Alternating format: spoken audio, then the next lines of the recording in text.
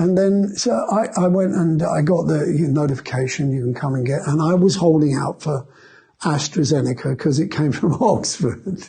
And so, I'm pretty naive about this stuff. And I thought, well, and also I'd heard that it was old school method of inoculation.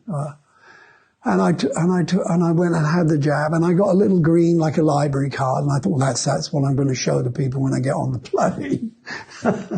There's a lot of funny stuff about it, and within several hours, I was shaking like a leaf, and I went to bed early, and I couldn't get warm, and I thought, am I running a fever? I was boiling hot and sweating, and then I was cold. And I was out for the count for about a week.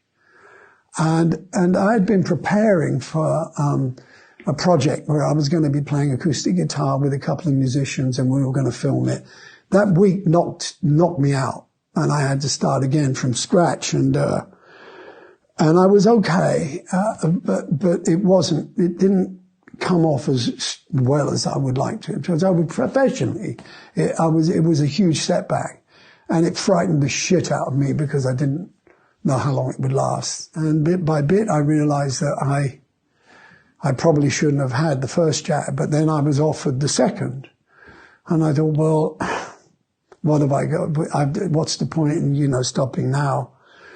So I went and had the second and then it got really bad. And within about a week, I had lost, my hands didn't really work.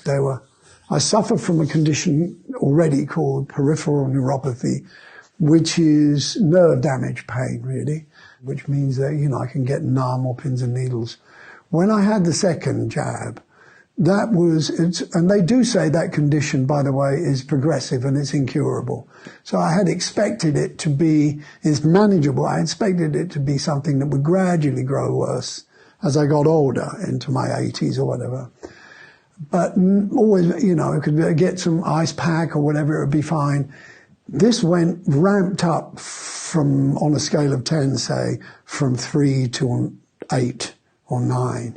Agony and chronic pain is not, when you know that nothing will work, there's no medication you can take that will help, is very, very frightening. And the worst thing is you don't know when it's going to wear off or when it's going to go away. So that was, that was what frightened me the most, medically, health-wise.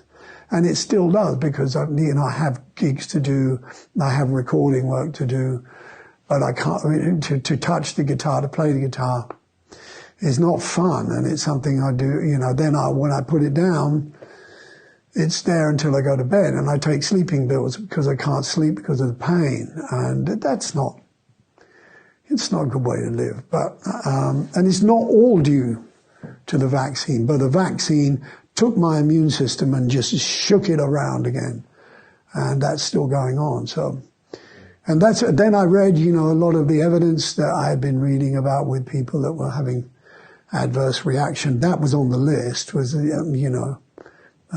damage to the immune system.